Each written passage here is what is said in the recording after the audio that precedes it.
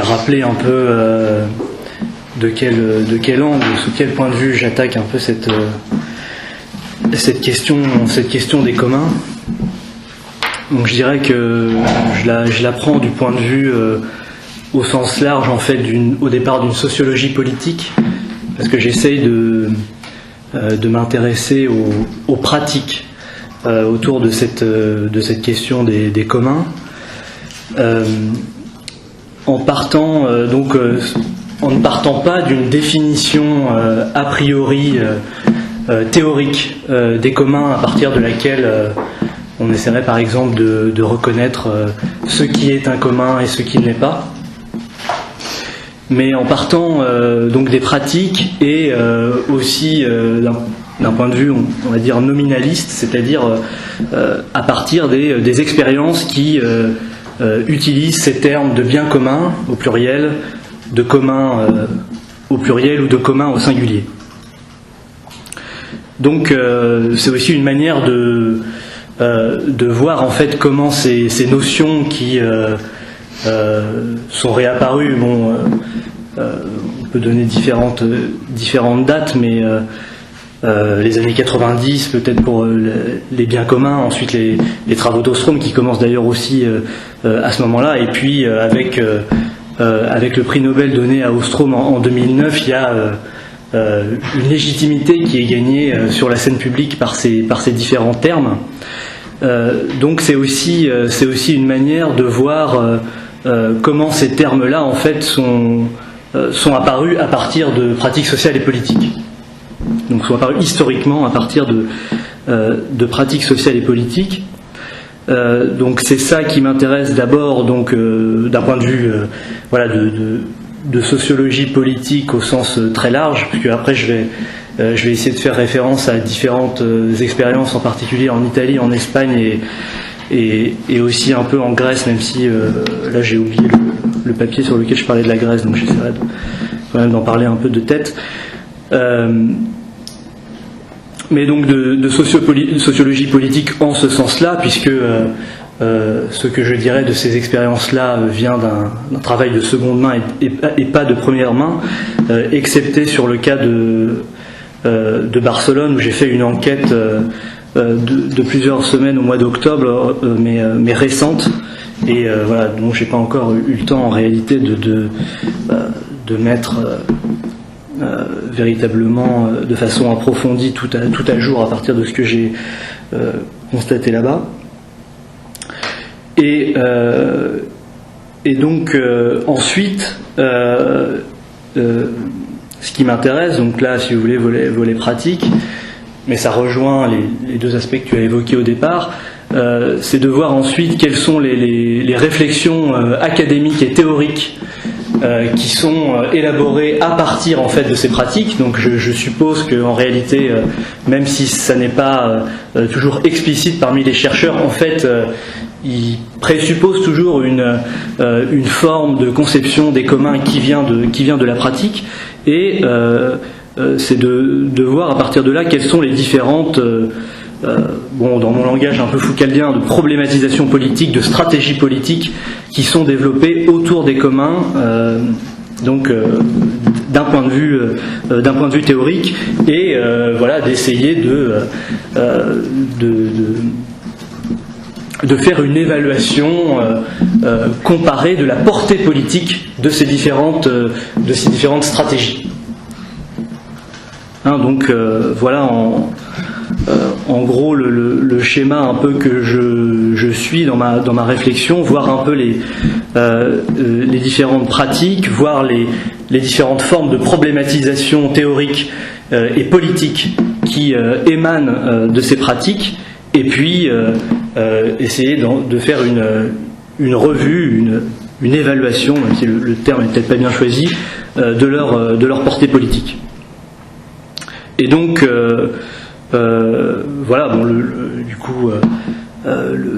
le champ d'appréhension de tout ça est assez vaste, mais ça fera que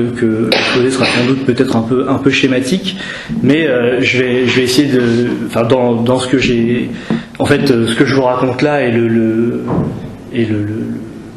le résumé d'un article que j'ai écrit et qui paraîtra dans une revue qui s'appelle Sociologie, une revue canadienne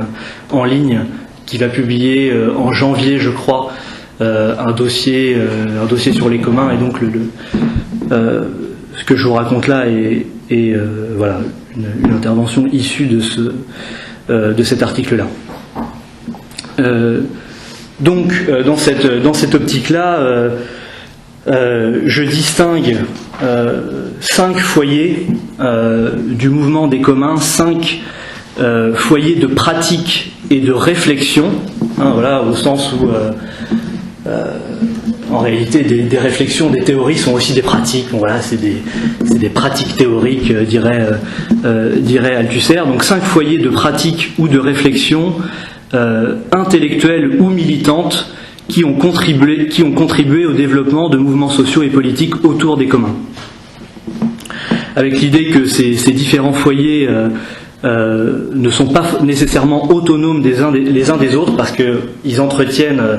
en réalité des rapports de circulation et de transfert, mais ils ne sont pas pour autant réductibles les uns aux autres. C'est-à-dire que ce n'est pas simplement voilà, des importations strictes, mais chacun apporte une spécificité, pour autant il y a des liens entre eux. Donc ces différents foyers, il y en a 5. Le premier, c'est le foyer de la science politique américaine. Donc au début des années 90, dans le milieu académique américain, la politologue Elinor Ostrom publie le livre Governing the Commons, dans lequel elle analyse sur des dizaines de cas empiriques la durabilité de systèmes autogouvernés et auto-organisés de gestion de ressources naturelles par des communautés d'utilisateurs,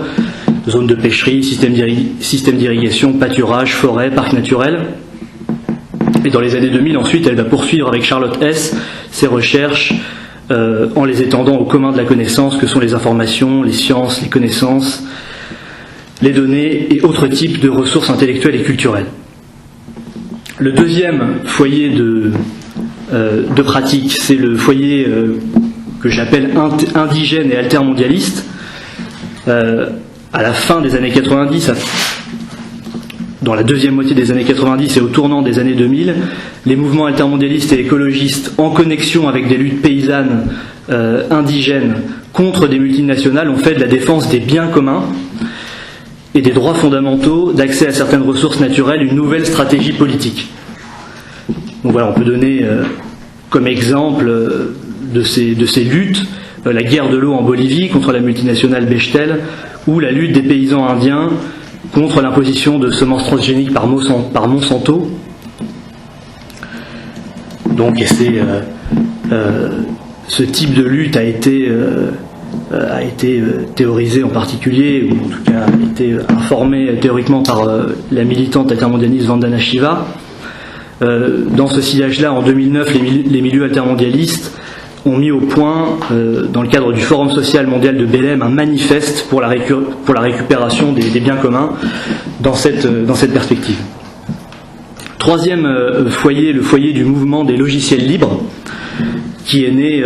dans le monde des hackers dès les années 80, mais qui a pris au tournant des années 2000 la forme d'un mouvement pour les communs, dans le contexte du combat contre l'extension des droits de propriété intellectuelle. Sébastien Roca et Benjamin Coria ont bien expliqué ça dans un article où ils expliquent comment en réalité le mouvement du libre était pas lié originairement à la théorie des communs, mais par l'entremise de juristes anglo-saxons, Rose, Lessig, Boyle et Benkler, qui connaissaient la théorie d'Ostrom. Et bien le mouvement du libre a en quelque sorte importé en son sein ce langage des communs. Quatrième foyer, le foyer du mouvement des places, déclenché à partir de l'année 2011, donc différents endroits, sur la place Tahrir en Égypte, en Espagne avec le mouvement du 15 mai, sur la place Syntagma en Grèce, aux États-Unis avec le mouvement Occupy Wall Street, et en Turquie avec le mouvement de la place Taksim. Ces différents mouvements ont fait référence à l'idée de commun comme d'un référentiel pour les luttes. Et ils ont en particulier fait surgir le champ des communs urbains. Donc ils ont à la fois, ces mouvements des places, repris au foyer altermondialiste la thématique d'un droit de la collectivité au commun, mais plutôt en la déplaçant du côté d'un droit à la ville, bon, en particulier en reprenant certaines références théoriques comme celle de David Harvey, et ils ont ajouté à cette thématique d'un droit au commun en lien avec un droit à la ville, la forme essentielle de l'occupation, avec ses caractères physiques et spatiales, donc qui donne au commun une dimension immédiatement concrète. Et enfin, le dernier foyer que je distinguerai, c'est le foyer du mouvement des Beni Comuni, donc, en Italie, le mouvement des biens communs, qui est lui-même le produit de la rencontre entre les travaux des juristes de la commission Rodotà en 2007, qui ont introduit la catégorie de biens communs dans le Code civil italien, et un ensemble d'initiatives sociales et d'actions d'occupation. Donc ces actions d'occupation se sont en particulier multipliées dans les secteurs de la culture et des services publics en Italie, après la victoire du référendum de 2011 qu'il y a eu contre la privatisation des services publics et la marchandisation de l'eau. Et la spécificité de ce mouvement des Beni Comuni, qui en fait que, voilà, je pense qu'on peut en faire un foyer, disons, distinct,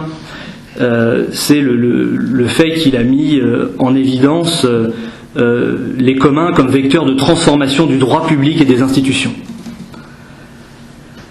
Donc d'une certaine manière, il est lié au foyer du mouvement,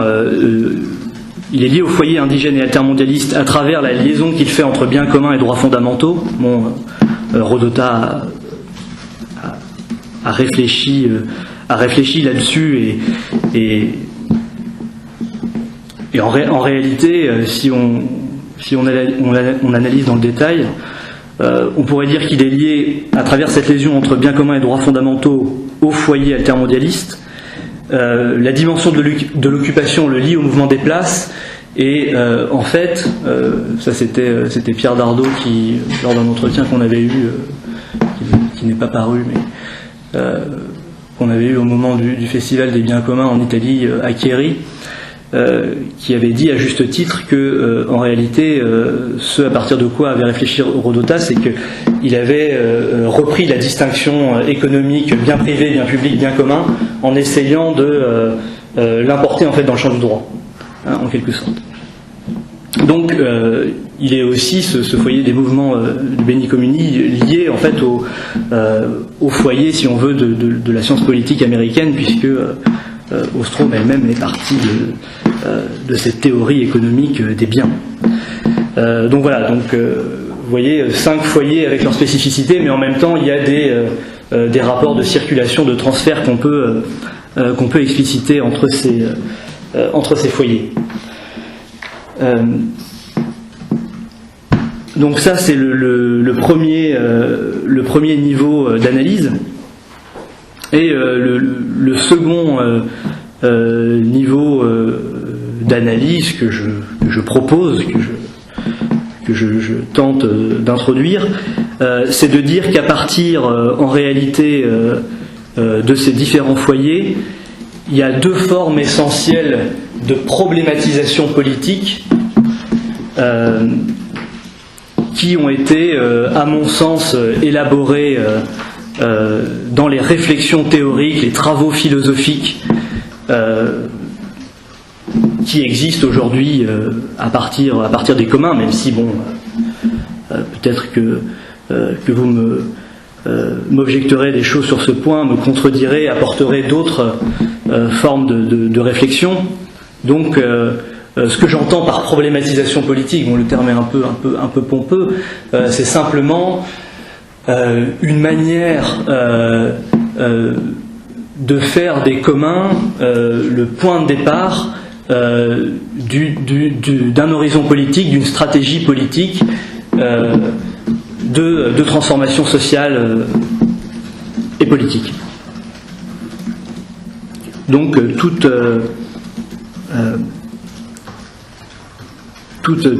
type de réflexion qui prend cette émergence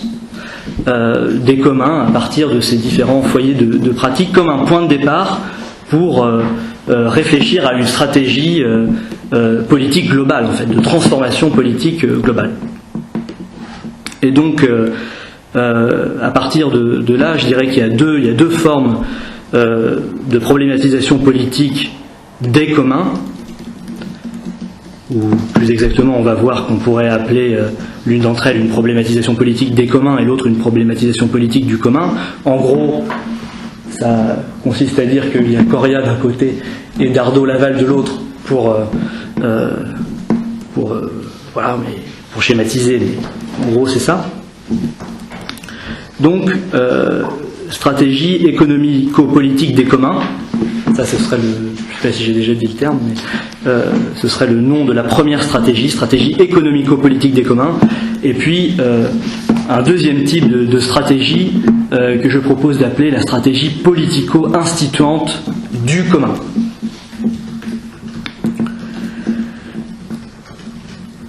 Et je pense qu'il y a deux stratégies distinctes parce que tout simplement, d'abord, je crois que ces deux stratégies, en réalité, parmi les foyers de pratique que j'ai évoqués, ne partent pas des mêmes. C'est pour ça que je pense que c'est assez clarifiant d'une certaine manière de se référer à ces différents foyers de pratique, parce que je pense qu'on peut mieux voir les différences à partir de l'idée que ces deux stratégies théoriques, en fait, ont pour point de départ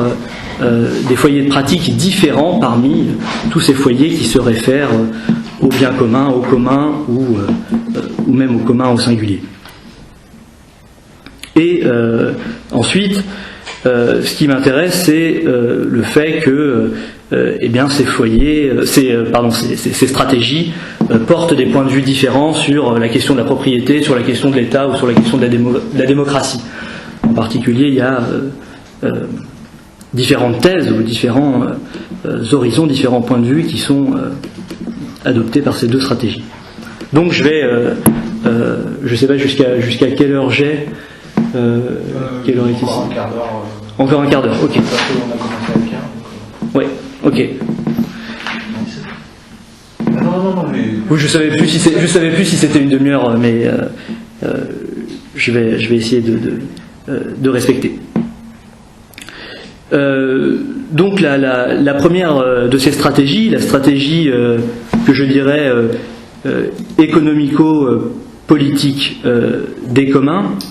elle s'est constituée à partir d'une réflexion gravitant essentiellement autour des ressources naturelles d'une part et des ressources numériques. Donc en réalité à partir du premier et du troisième foyer que j'ai donné, le foyer d'Ostrom, sciences politiques américaines, pour aller vite, et ensuite le foyer du mouvement des logiciels libres. Dans un petit texte qu'il a publié cette année dans le cadre d'un dossier qu'Attac a consacré au commun dans sa revue qui s'appelle la Revue des possibles. Coria écrit, je le cite, il y a deux seulement terrains de référence solides et éprouvés sur lesquels travaux et réflexions se sont accumulés, donc en matière de commun. Les travaux conduits sur les communs à partir d'Ostrom, premièrement, et deuxièmement, les travaux et réalisations initiés par Stallman autour du logiciel libre, de l'open source et des Creative Commons. Donc, pour cette stratégie, les communs sont avant tout des systèmes de ressources spécifiques, définis par des critères de type économique. Ce sont des biens non exclusifs et rivaux, qui sont autorégulés à travers des systèmes de droits partagés et autogouvernés par des communautés d'utilisateurs, plus efficacement qu'ils ne le seraient par l'État et le marché. Et suivant la pente actuelle d'extension illimitée des droits de propriété privée, cette stratégie, ce type de réflexion politique explicite que ces communs subissent ou sont susceptibles de subir, d'après l'exemple des communaux agricoles des campagnes anglaises des XVIe et XVIIe siècles, de nouvelles enclosures c'est-à-dire le démantèlement de la propriété commune au profit d'un propriétaire unique et exclusif. Le retour des communs, explique Coria, consiste alors dans la récupération ou la défense par les communautés d'utilisateurs des systèmes de droits de propriété partagés menacés par les enclosures. Et cette stratégie économico-politique part de cette définition des communs, de leur menace par les enclosures, mais en même temps elle essaye d'aller plus loin que le propos d'Ostrom, qui en réalité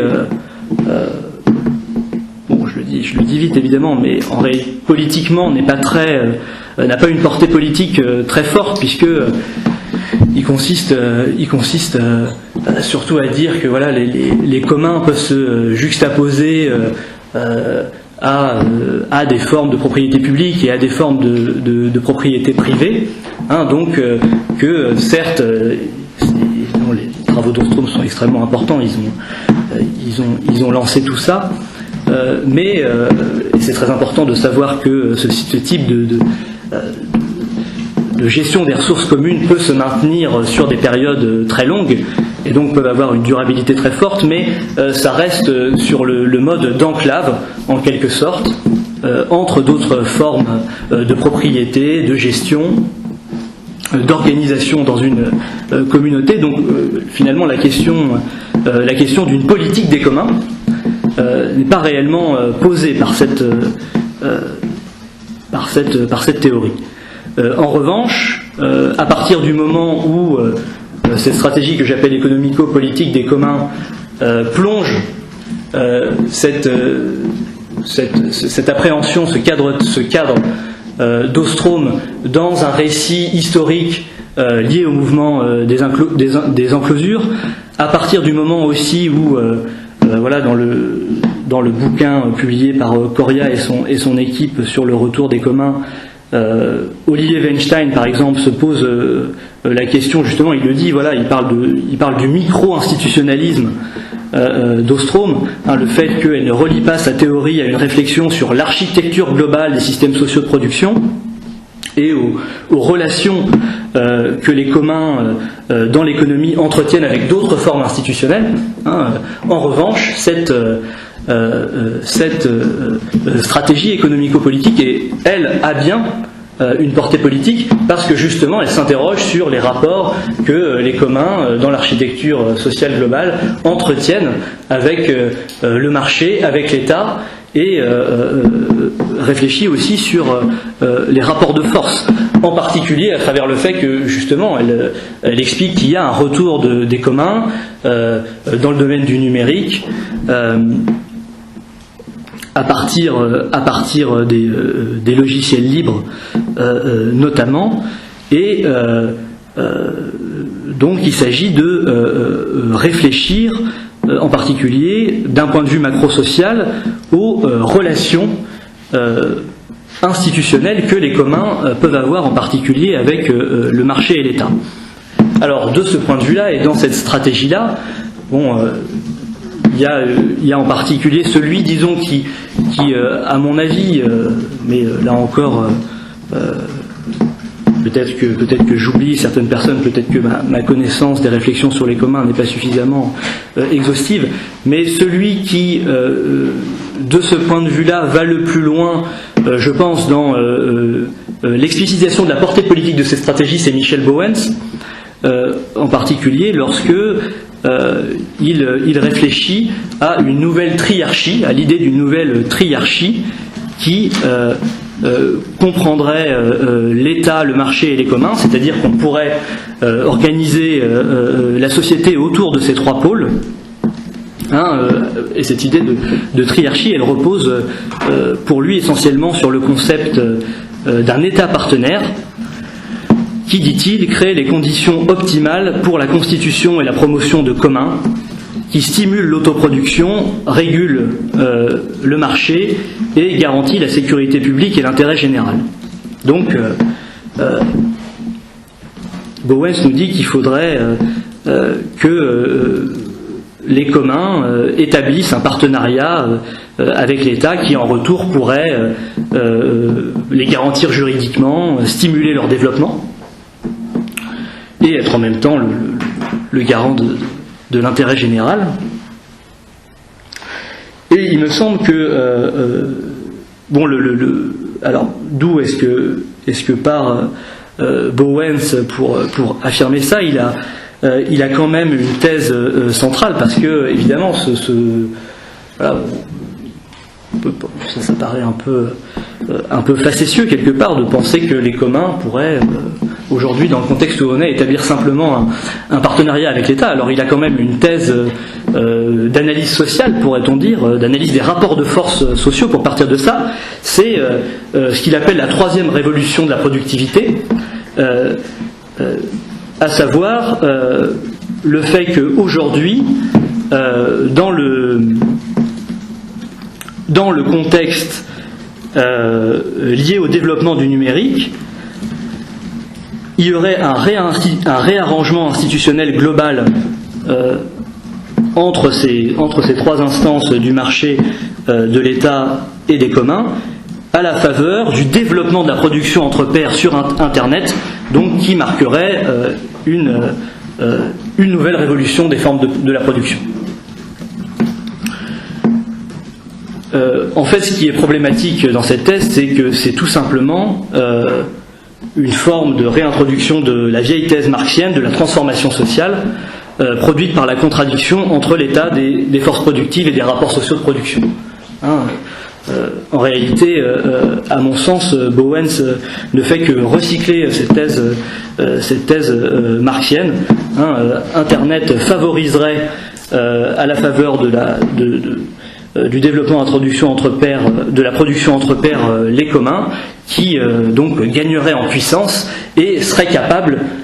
ensuite de négocier leur positionnement institutionnel et d'établir cet accord avec l'État partenaire. Bon, là je vois que si je continue à cette vitesse-là,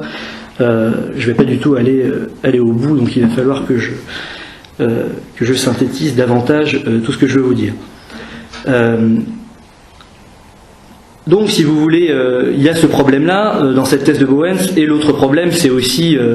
qu'à mon avis, il tient pas du tout compte de la position qui est celle de l'État aujourd'hui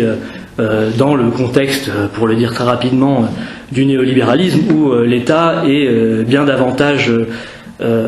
une instance qui tendanciellement favorise le développement des mécanismes de marché qu'une instance qui serait prête à négocier le développement des communs. Et pour reprendre très très rapidement les trois points que j'ai évoqués au départ, qui peuvent permettre d'établir des différences entre ces deux stratégies, à savoir les rapports à la propriété, à l'État et à la démocratie. Il y a donc, par rapport à l'État, je viens de le dire, c'est l'idée d'un État partenaire. Par rapport à la propriété, c'est l'idée d'un partage des droits de propriété. On passe de cette critique du propriétaire unique et exclusif à une redistribution des droits de propriété à la faveur du développement des communs. Et puis, il y a l'idée, sur le plan de la démocratie, d'une réarticulation entre la démocratie représentative et la démocratie participative. Donc au niveau, le développement des communs permettrait le développement d'une démocratie participative qu'il faudrait articuler à la démocratie représentative. Donc là, voilà, je suis désolé, je synthétise vraiment les grandes lignes pour qu'on puisse discuter et ne pas déborder. Deuxième stratégie, grande stratégie théorique de problématisation des communs, c'est donc la stratégie politico-instituante du commun. Donc comme vous l'avez vu, si vous voulez, j'ai dit au départ Correa contre Dardot-Laval, je veux pas non plus trop radicaliser. Je pense que si on regarde les différents travaux qui sont faits, on peut, disons,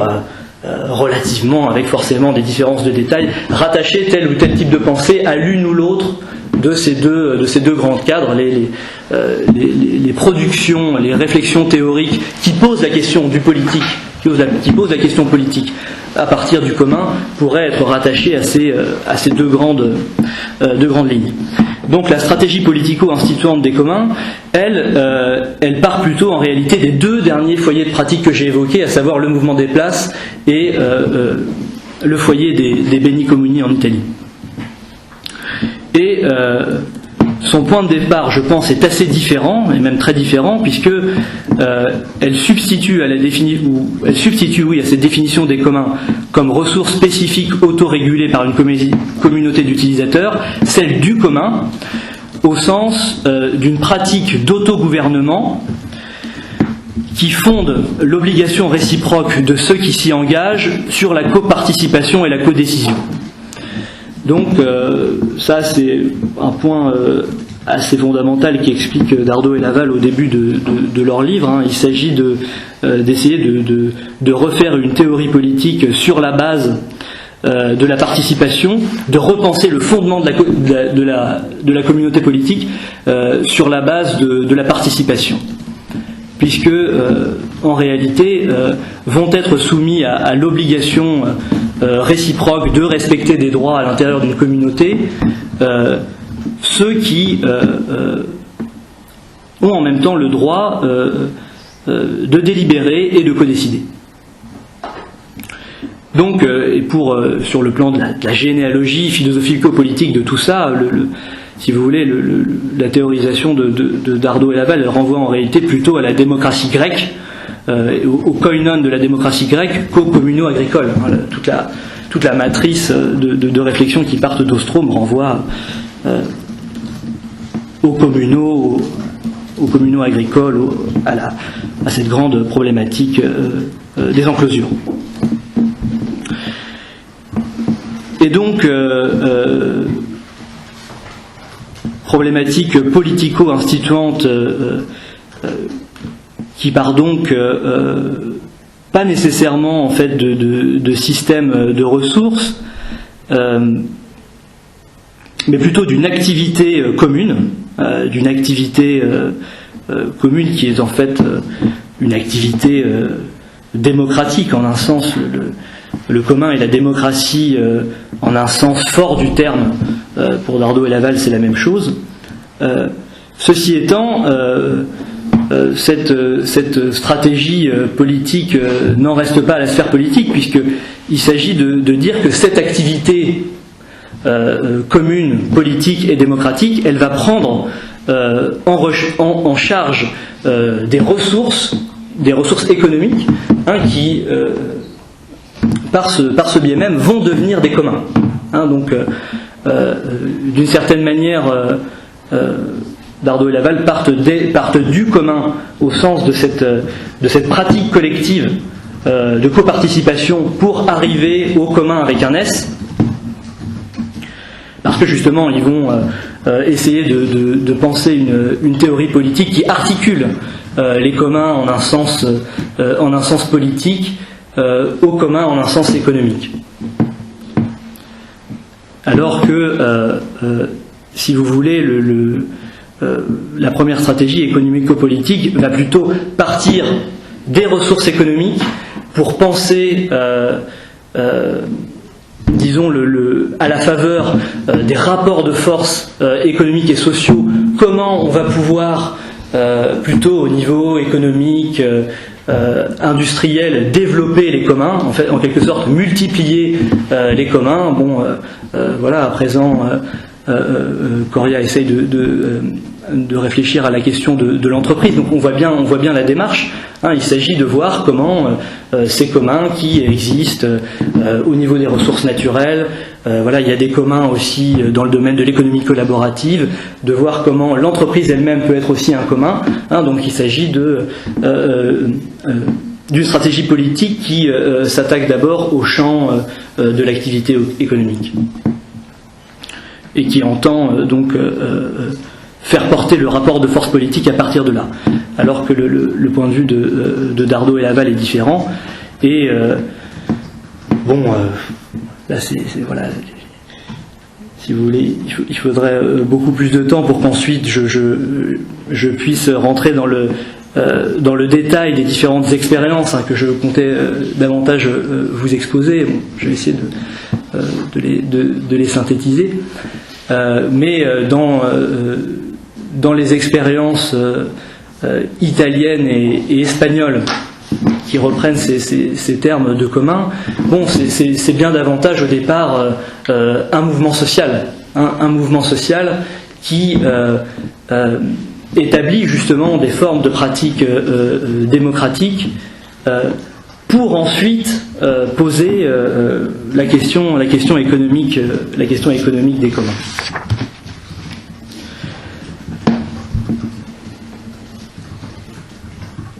Et donc peut-être simplement pour très rapidement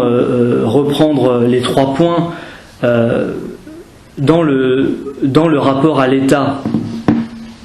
Il s'agit, il y a un petit entretien que Dardot et Laval ont fait avec la revue Esprit qui s'appelle La politique du commun, je crois,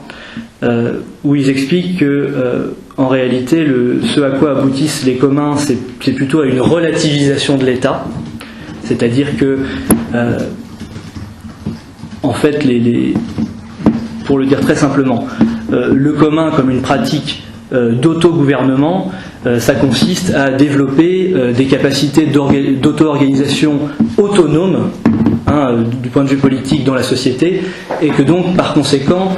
ça affaiblit tout type de politique qui est subordonné au fonctionnement des appareils d'État. Donc si on veut, plus on développe des pratiques d'autogouvernement de cette sorte, plus on relativise l'État, plus on diminue l'influence de l'État sur la société. Sur le plan de la propriété, ils explicitent qu'il s'agirait de définir un droit d'usage hors propriété. Bon, ici, là encore, il faudrait un peu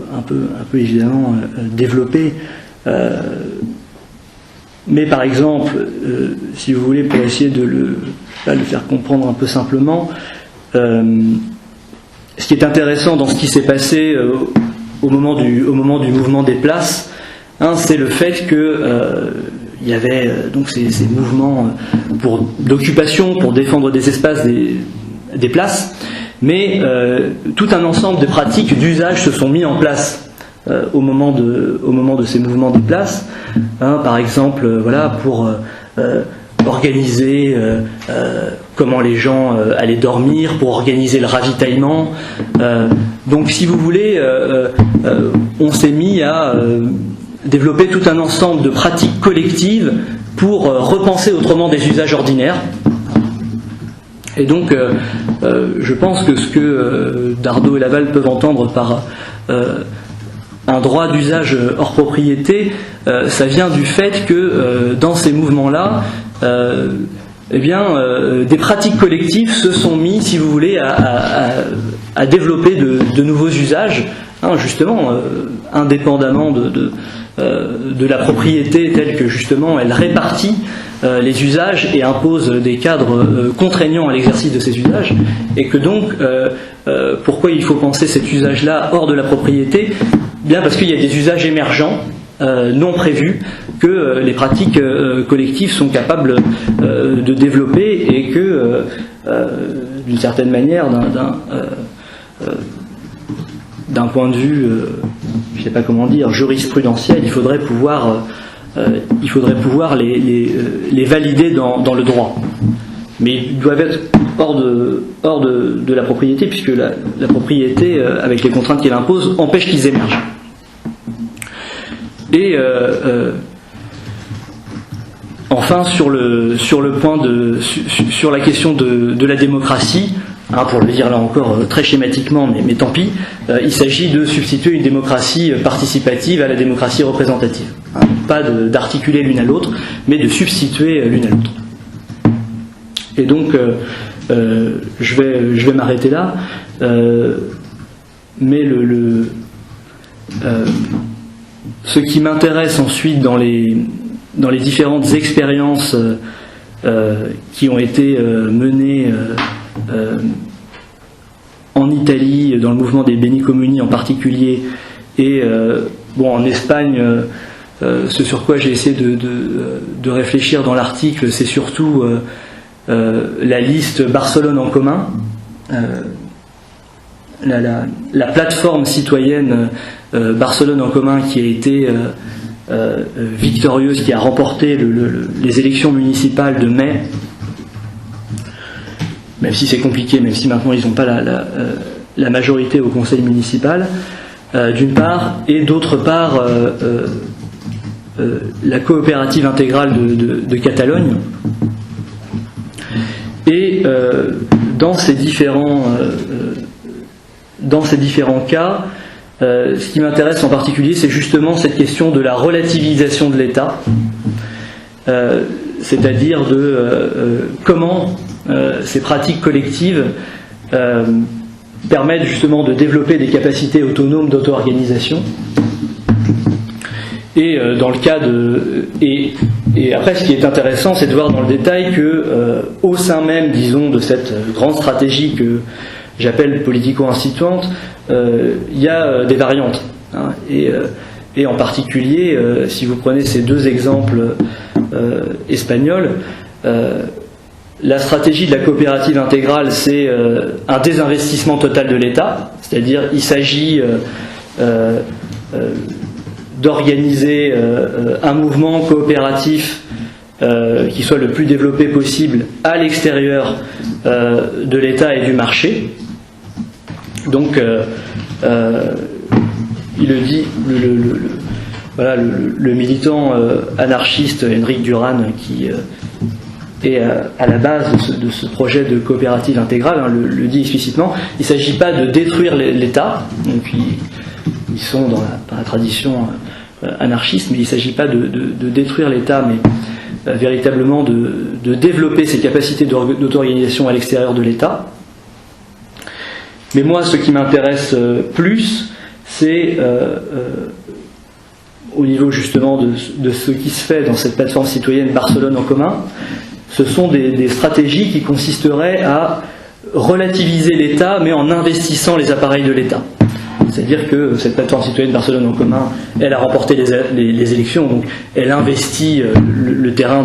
de l'État, et ici le terrain du gouvernement local. Mais tout en investissant l'État, elle essaye d'imposer, si vous voulez, ces formes de pratiques horizontales, d'assemblée, ces formes de codécision, de sorte qu'elles en viennent à, si vous voulez, diminuer l'influence de l'État, mais sur le terrain de l'État. Hein, donc c'est un peu ce type de stratégie-là. Et si vous prenez aussi ce qui se fait en Italie au plan du gouvernement local, avec les réglementations sur les biens communs, hein, même si bon, le cas italien me paraît un peu moins porteur sur le plan politique, mais ce qui se fait dans le cadre italien au niveau des réglementations sur les biens communs, c'est-à-dire en gros, comme ce qui se fait à Bologne, un système de pacte, de collaboration, où en fait les citoyens peuvent faire des propositions pour gérer un ensemble de ressources dans la ville, ça conduit aussi à une certaine relativisation de l'État.